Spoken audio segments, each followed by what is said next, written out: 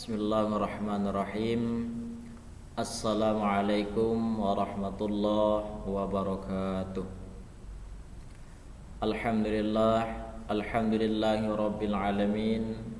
Wahdahu wassalatu wassalamu ala asyrafil anbiya'i wal mursalin wa ala alihi wa sahbihi rasulillahi ajma'in. Asyhadu an la ilaha illallah wahdahu la syarika lah wa asyhadu anna Muhammadan abduhu wa rasuluhu man la nabiyya ba'dah.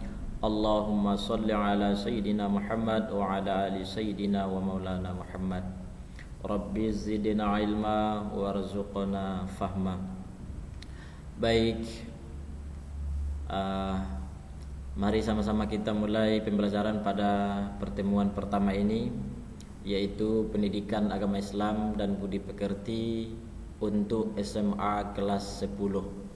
Dalam hal ini terkhusus untuk kelas 10 SMK Perpajakan Riau. Sebelum lebih lanjut, mari sama-sama kita membaca doa sebelum belajar. Semoga pembelajaran ini kita diberikan ilmu yang bermanfaat dan diberikan ridho serta keberkahan dari Allah Subhanahu wa taala. A'udzu billahi minasyaitonir rajim. Bismillahirrahmanirrahim. Allahumma 'allimna ma yanfa'una wanfa'na bima 'allamtana wa zidna ilma. Allahumma inna nas'aluka ilman nafi'a wa rizqan thayyiba wa 'amalan mutaqabbala. Allahumma aghnina bil ilmi wa zayyina bil hilmi wa akrimna bit taqwa wa jammilna bil afiyah bi rahmatika ya arhamar rahimin. Amin amin Allahumma amin ya rabbal alamin. Baik, pada pertemuan pertama ini kita akan membahas tentang beberapa subjudul materi, yaitu meniti hidup dengan kemuliaan. Dalam materi ini ada 3 pokok pembahasan. Yang pertama adalah mujahadah an-nafs, atau yang kita kenal dengan bahasa modernnya self control atau mengkontrol diri. Yang kedua husnuzon, yaitu positive thinking. Yang ketiga adalah persaudaraan, atau yang kita kenal dengan dalam Islam ukhuwah Islamiyah atau persaudaraan dalam sesama Islam. Baik, untuk pengantar pembelajaran ini, mari sama-sama kita saksikan kisah berikut ini yang menceritakan tentang betapa hebatnya, betapa kuatnya tantangan dari dalam diri kita untuk mengontrol diri. Selamat menyaksikan.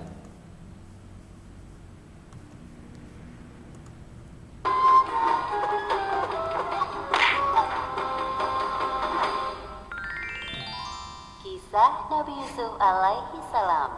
Yusuf dijebak oleh Zulaikha.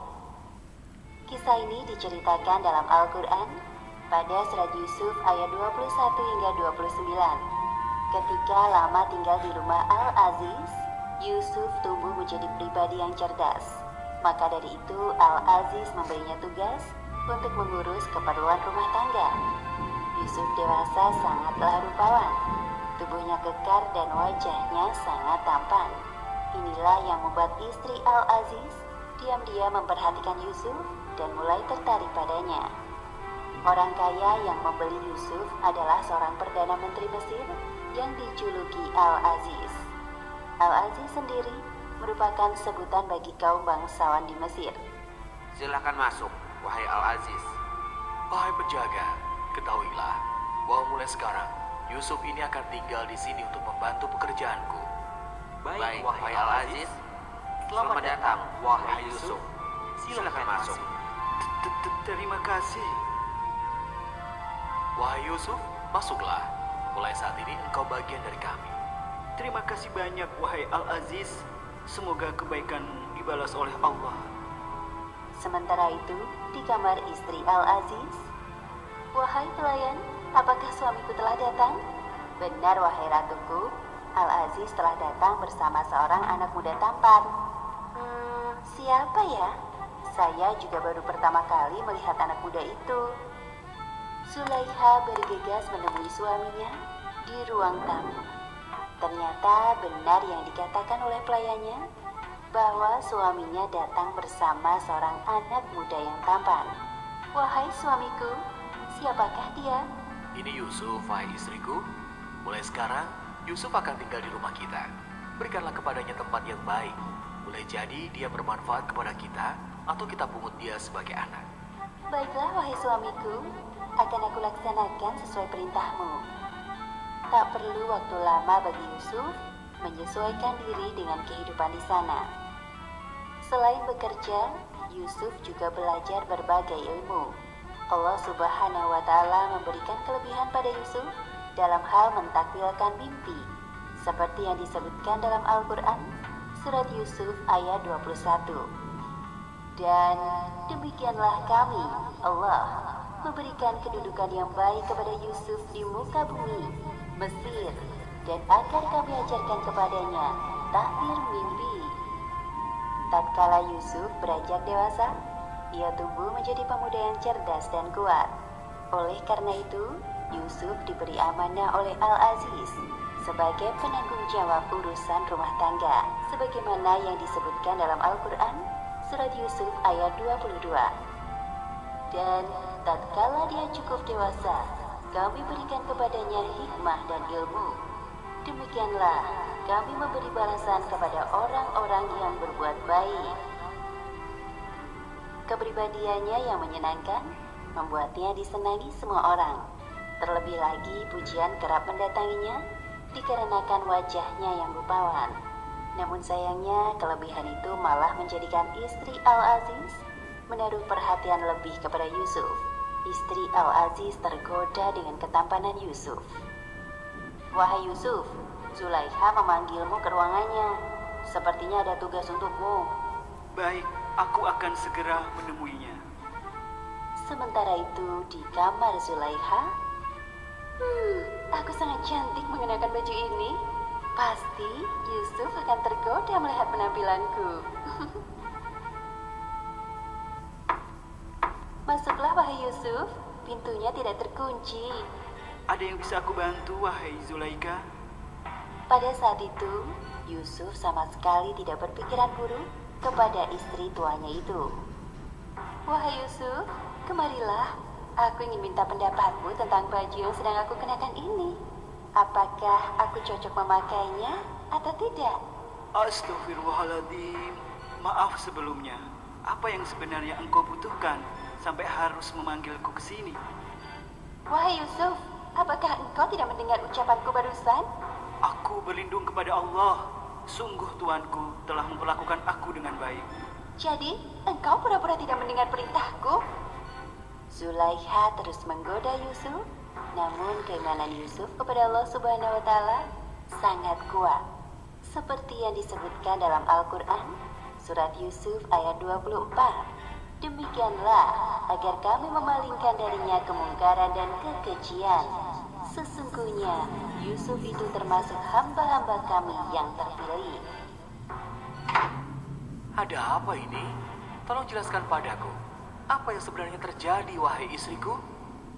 Para pelayan yang mendengar suara ribut-ribut mulai berdatangan karena ingin tahu apa yang sebenarnya terjadi. "Apakah pembalasan terhadap orang yang bermaksud berbuat serong dengan istrimu selain dipenjarakan atau dihukum dengan azab yang pedih?" Benarkah yang istriku katakan, wahai Yusuf? Dia menggodaku untuk menundukkan diriku kepadanya. Sungguh, aku mengatakan kebenaran, wahai Al-Aziz. Al-Aziz mendengarkan penjelasan kedua belah pihak dengan teliti. Beliau ragu untuk memilih lebih mempercayai istrinya atau Yusuf. Aku belum bisa memutuskan siapa yang berkata benar dan siapa yang berkata dusta, karena posisiku tidak berada di rumah sebelum ini. Maka aku butuh penjelasan dari saksi di rumah ini. Wahai pelayan, katakan pendapatmu tentang masalah ini. Pelayan sebelumnya yang diutus Zulaikha untuk memanggil Yusuf memberikan kesaksiannya di hadapan semua orang. Wahai Al-Aziz, jika baju gamisnya koyak dibuka, maka wanita itu benar dan Yusuf termasuk orang-orang yang dusta. Dan jika baju gamisnya koyak di belakang, maka wanita itulah yang dusta dan Yusuf termasuk orang-orang yang benar. Wahai Yusuf, coba aku lihat baju gamismu. Zulaikha tidak bisa lagi menyembunyikan kebohongan di hadapan suaminya atas bukti yang ada. Wahai istriku, sesungguhnya kejadian itu adalah tipu daya kamu. Sesungguhnya tipu daya kamu adalah besar. Maafkan aku, wahai suamiku. Aku hilaf. Wahai Yusuf, berpalinglah dari ini. Terima kasih banyak atas kebijakanmu, wahai Al-Aziz. Dan kamu, wahai istriku, mohon ampunlah atas dosamu itu, karena kamu sesungguhnya termasuk orang-orang yang berbuat salah. Demikianlah akhir kisah Yusuf dijebak oleh Zulaikha. Hikmah yang dapat kita ambil dari kisah ini diantaranya, pertama, hendaknya kita membekali diri dengan sifat ifah, yaitu menjaga diri dari perkara yang haram, karena Allah Subhanahu wa Ta'ala mengawasi segala sesuatu yang kita lakukan di dunia ini. Kedua, kebohongan akan dikalahkan oleh kebenaran, karena sesungguhnya yang batil itu pasti lenyap. Dan ketiga, Allah Subhanahu wa Ta'ala selalu bersama orang-orang yang menjaga diri dari kebatilan. Wallahu a'lam bishawab.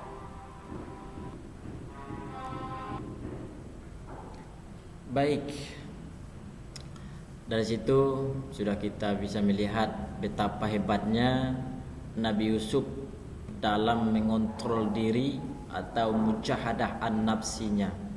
Dia bisa mampu mengontrol dirinya dengan dari ajakan Siti Zulaikha dari istri raja, tapi dia tidak terpengaruh dan dia tidak menuruti hawa nafsunya. Itulah yang disebut dengan mujahadah an-nafs atau mampu mengontrol diri. Selanjutnya, dari situ kita pahami bahwa pengendalian diri atau kontrol diri dalam bahasa Arabnya mujahadah an-nafs adalah menahan diri dari segala perilaku yang dapat merugikan diri sendiri dan juga orang lain, seperti sifat serakah, tamak, mengikuti hawa nafsu dalam hal-hal yang negatif. Dalam literatur Islam, pengendalian diri dikenal dengan istilah as-saum atau puasa. Kenapa? Puasa adalah salah satu sarana yang mampu mengendalikan diri. Dengan puasa bisa menundukkan pandangan, dengan puasa bisa menundukkan ajakan hawa nafsu yang tidak benar. Maka berpuasalah jika tidak sanggup menahan godaan dari hawa nafsu. Selanjutnya, dalam hal kontrol diri ini Allah sudah sebutkan di dalam Al-Quran. Quran surah Al-Anfal, surah yang ke-8 dalam Al-Quran, terdapat pada ayat 72. Maka dari itu sama-sama kita dengarkan ayat tersebut. Innal ladzina amanu wa hajaru wa jahadu bi amwalihim wa anfusihim fi sabilillahi wal ladzina awaw wa nasaru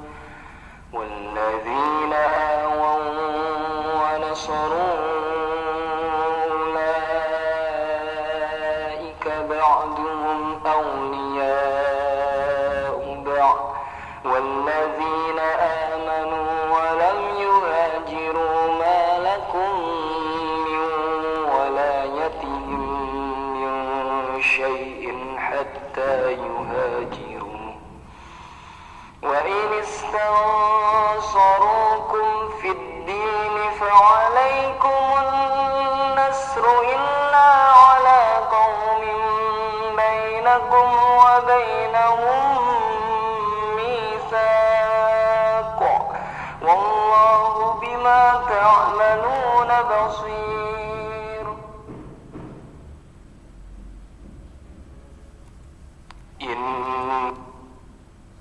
Nah, baik, sebelum kita lihat arti ayat Al-Quran tersebut, sama-sama kita lihat beberapa hukum tajwid dalam ayat ini.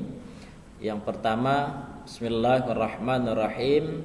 Innalladzina amanu wa hajaru wa jahadu bi amwalihim wa anfusihim. Kita ambil pada kalimat bi amwalihim. Di sini mim berbaris mati berjumpa dengan huruf wa.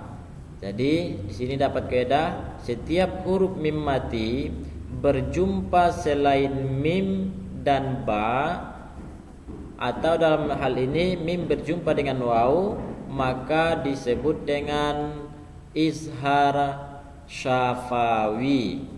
Bi amwa, artinya mim matinya kita jelaskan cara membacanya. Yang kedua, wa anfu. Di sini nun mati berjumpa dengan fa. Hukum tajwidnya kita kenal dengan ikhfa. Artinya dalam membaca harus menyembunyikan atau samar. Suara nun matinya itu tidak jelas dan juga tidak hilang. Wa anfu. Selanjutnya fi sabilillah.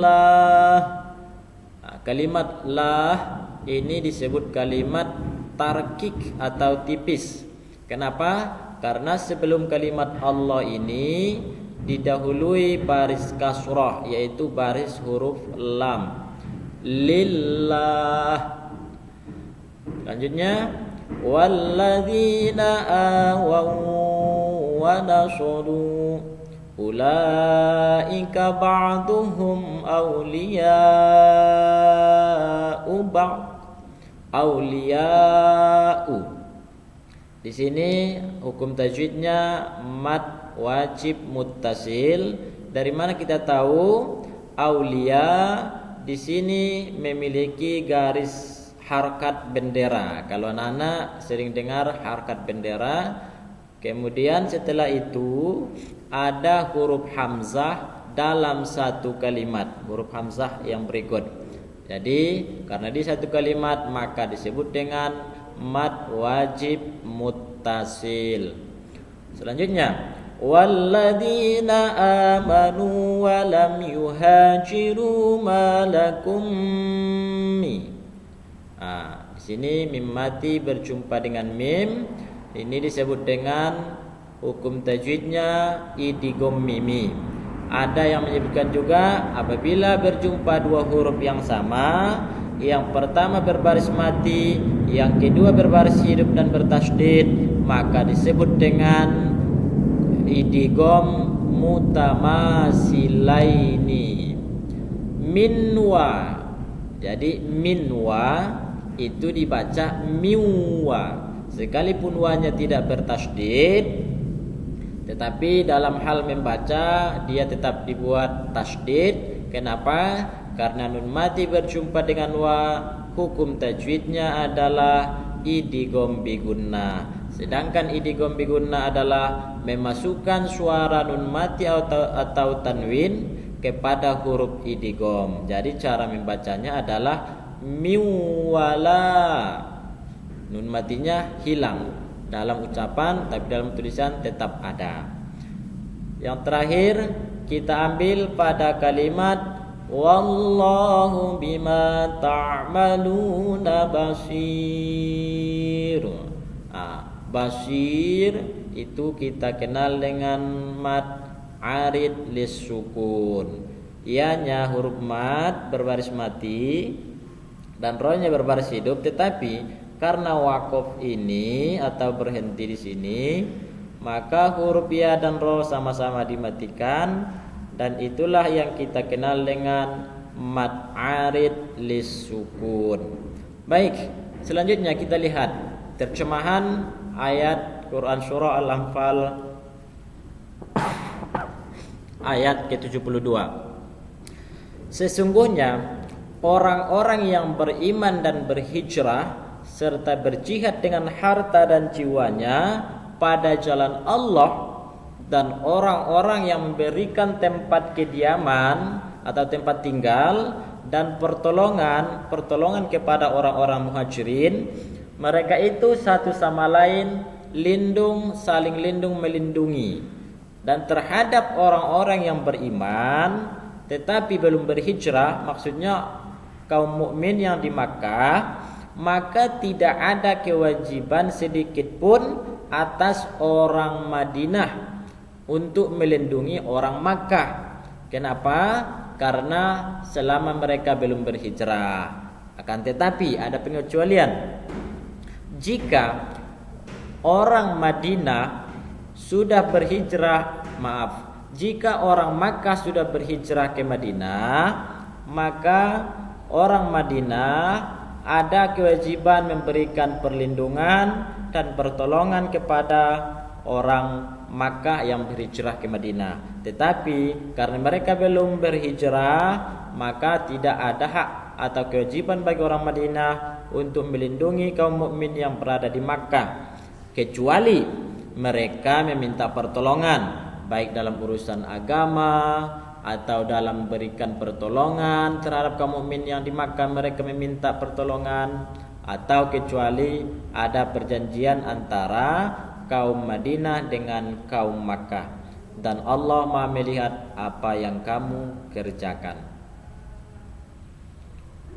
Dari situ dapat kita ambil beberapa poin. Yang pertama, bahwa orang-orang yang sedang berjuang di jalan Allah seperti hijrah, orang yang Makkah berhijrah ke Madinah, atau orang yang pergi maaf, enggak batuk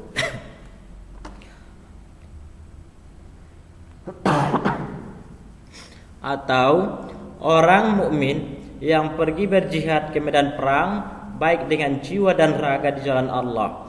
Artinya ayat ini menjelaskan bahwa menceritakan hijrahnya orang Makkah dan ke Madinah, atau berjihadnya orang mukmin ke medan perang, baik berjihad dengan jiwa dan raga atau baik berjihad dengan hartanya saja. Kedua, orang-orang yang beriman di Makkah yang belum melakukan hijrah, orang-orang beriman di Madinah tidak berkewajiban untuk memberikan pertolongan.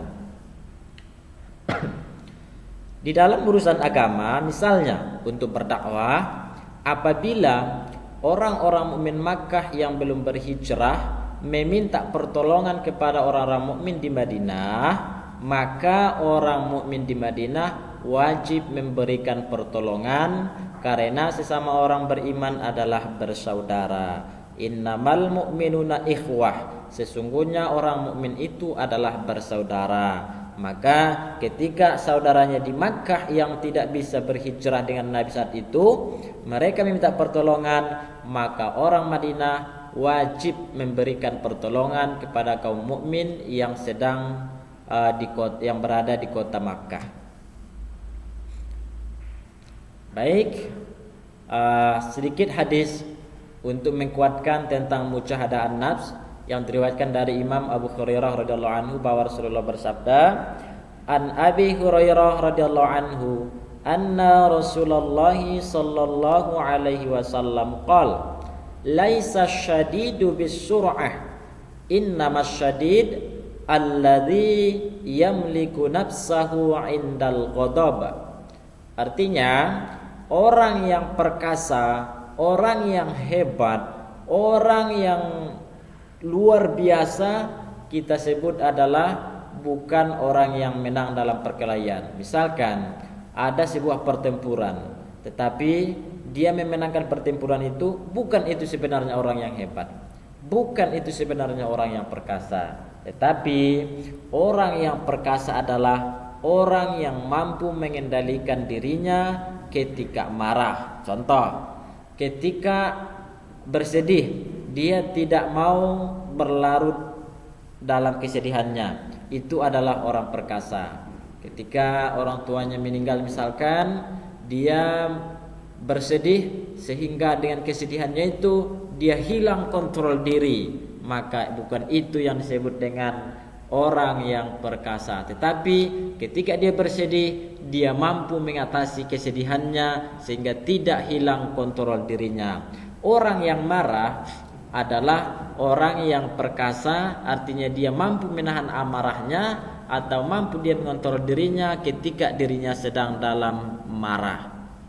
Maka itulah yang disebut oleh orang yang perkasa berdasarkan hadis yang diriwayatkan oleh Imam Bukhari dan Imam Muslim. Baik, untuk itu kita ambil kesimpulan bahwa dalam mengontrol diri kita harus bersabar dengan tidak membalas terhadap ejekan atau cemoohan teman yang tidak suka terhadap diri kita. Jadi ketika ada orang mencemooh, ketika ada orang mengejek kita, kita bersabar, doakan dia yang terbaik supaya dia berubah, supaya dia diberikan oleh Allah hidayah sehingga dia bisa mengontrol diri, tidak digunakannya lagi untuk mengejek atau mencemooh orang lain. Kedua, dalam mengontrol diri, maafkanlah segala kesalahan teman atau orang lain yang berbuat aniaya kepada kita. Dan sebelum pun dia meminta maaf, kita harus membuka hati, memaafkan segala kesalahannya. Kita berdoa kepada Allah supaya kesalahan antara kita dan dia dimaafkan atau diampuni oleh Allah Subhanahu wa taala, sehingga kita terlepas dari kesalahan dalam bergaul, bersahabat dan sebagainya. Ketiga, kita harus selalu ikhlas terhadap segala bentuk cobaan dan musibah yang menimpa kita, dengan terus berupaya memperbaiki diri dan lingkungan kita. Jadi jangan terlalu bersedih boleh, tapi jangan larut dalam kesedihan. Karena dengan berlarut dalam kesedihan, kita akan hilang kontrol diri kita akan hilang tanggung jawab kita sebagai hamba Allah. Padahal musibah yang kita hadapi itu adalah dari Allah, tentunya harus kita kembalikan kepada Allah Subhanahu wa taala. Keempat, kita mengambil kesimpulan bahwa agar menjauhi sifat dengki atau iri hati kepada orang lain dengan tidak membalas kedengkian mereka kepada kita, cukup saja kita bersabar dan doakan kepada Allah diberikan ketabahan, diberikan kekuatan, istiqomah iman dalam dada, dan diberikan Allah kepadanya hidayah agar dia dijauhkan dari sifat dengki. Kelima, kita harus mensyukuri segala nikmat yang telah diberikan Allah Subhanahu wa taala kepada kita. Seperti nikmat lingkungan, kita harus selalu menjaga kebersihan, menjaga tubuh dengan merawatnya, seperti berolahraga, mengkonsumsi makanan dan minuman yang halal dan sebagainya. Dan di sini saya tekankan kepada anak-anak Bapak semua, carilah makanan yang halal dan yang baik, karena itu adalah perintah dari Al-Quran atau dari Allah Subhanahu wa taala. Tidak cukup hanya halal, tetapi harus baik. Contoh, ketika kita penyakit perut, istilahnya kita kebanyakan makan cabai, tetapi kita tidak bisa menjaganya padahal itu adalah halal, kita tetap makan terus, maka itu tidak baik untuk diri. Maka dari itu, dalam makanan dan minuman yang halal harus juga baik terhadap diri kita. Baik, sampai di sini pertemuan kita pada pertemuan pertama ini. Insyaallah akan kita lanjutkan pada pertemuan berikutnya, dan kita tutup dengan ucapan hamdalah, alhamdulillahirabbil alamin, subhanakallahumma wa bihamdika, asyhadu an la ilaha illa anta, astaghfiruka wa atubu ilaik. Billahi taufiq wal hidayah. Wassalamualaikum warahmatullahi wabarakatuh. Bersambung, tunggu pembelajaran selanjutnya.